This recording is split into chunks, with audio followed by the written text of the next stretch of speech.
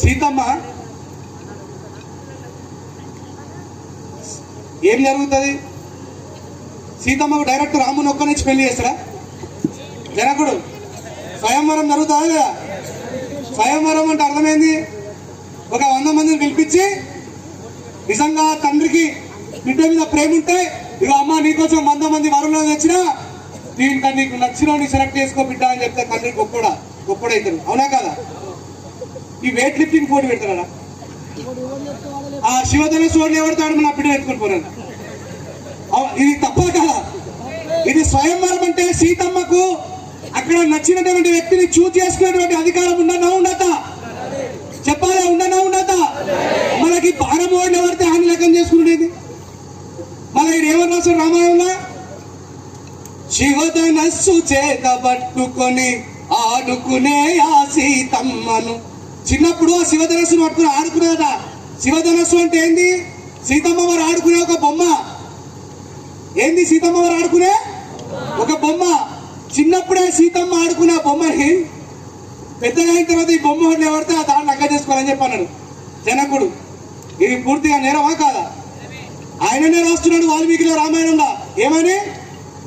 సీతమ్మ వారు ఆ శివధనస్సుతో చిన్నప్పుడు ఆడుకున్నది, పసిపిల్లలు ఆడుకునే పావు అది. ఆ పావుని లేవట్టాలట, దాన్ని రావణాసురుడు లేవట్టలేడట. అంటారా? రావణాసురుడు లేవట్టలేడని చెప్పి అంటారా? రచయిత ఏమని రాస్తాడో వినండి. శివధనస్సు చేత పట్టుకొని ఆడుకునే ఆ సీతమ్మను స్వయంవరంలోన గెలుచుకొని ప్రియ సతిగా చేసుకోండి అని ప్రకటిస్తేనే కదా జనకుడు నాడు ప్రయత్నించెను రావణసురుడు. అపజయముతో వెనుదిరిగి అలసిపోయి వెళ్ళ కదా. ఏమని చెప్తారు పంతులు? రావణాసురుడు దాన్ని లేవట్టలేక అవమాన భారం భరించలేక తల కిందికేసుకుని దర్వాజలా కట్టే వారిపోయిండు అని చెప్పంటారు. అవునా? దేని లేవట్టలేడు? శివధనస్సుని. అపజయముతో వెనుదిరిగి అలసిపోయి వెళ్ళ కదా. ఆ ధనసున లేపని అసురుడు ఈ సీతనెలా లేపుకెళ్ళెనో. నేను రాయలే, మళ్ళా ఆయననే రాసింది. ఏమని? సీతమ్మ వారిని చేతితో ముడితే రావణాసురుడు భస్మం అయిపోతాడని చెప్పేసి ఆమె కింద ఉన్న భూమిలో చేతి పెట్టి ఆమెను అమాంతం లేపుకొని పోయినాడు. మరి ఇప్పుడు సీతమ్మ వారు ఆడుకునేటువంటి పావు 1 కేజీ.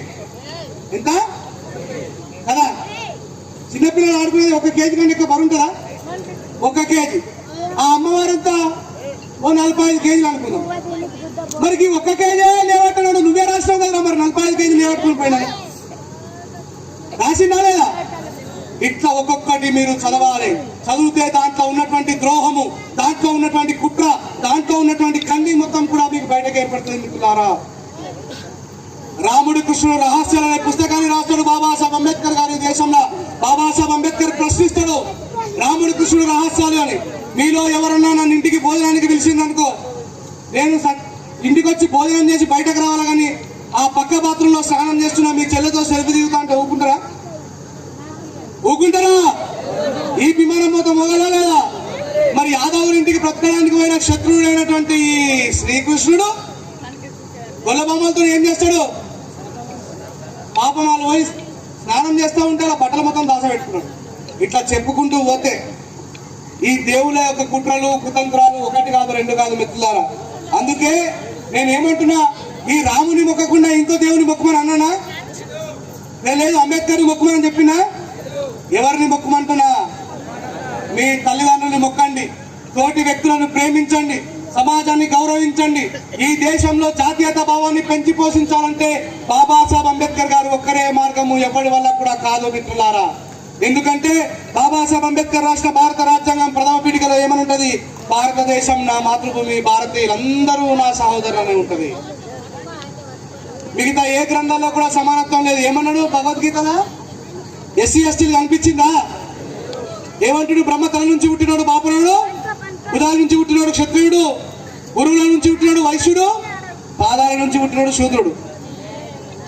ఇట్లా ఏ గ్రంథంలోనైనా సరే వాడికి నచ్చినట్టు వాడు రాసుకుంటాడు. ఈ మత గ్రంథాలన్నింటినీ కూడా మంటల్లో కాల్చి నిజమైనటువంటి భారతీయ భావజాలాన్ని పెంచేటువంటి గ్రంథం ఏదైనా ఉన్నది అంటే అది భారత రాజ్యాంగమే. ఈ దేశం ఖురాన్ ప్రకారం నడుస్తుందా? ఈ దేశం బైబిల్ ప్రకారం నడుస్తుందా? ఈ దేశం భగవద్గీత ప్రకారం నడుస్తుందా? ఈ దేశం కేవలం భారత రాజ్యాంగం ప్రకారమే నడుస్తుంది, నడవాలా, నడిచి తీరుతుంది. రాజ్యాంగాన్ని కాపాడుకునే దిశగా మనం అందరం ఉండాలని కోరుకుంటూ, ఒక్కసారి రాజ్యాంగం పోతే మళ్ళీ ఈ దేశంలో కేవలం బ్రాహ్మణులు మాత్రమే పై స్థాయిలో ఉండి, వీళ్ళు ఎప్పుడైతే రెడ్డిలు చౌదరులు మేము పెద్ద పోకడం తీసుకుని అనుకుంటున్నారో అందరు తీసుకుపోయి మళ్ళీ బట్టలు తిప్పుతారు.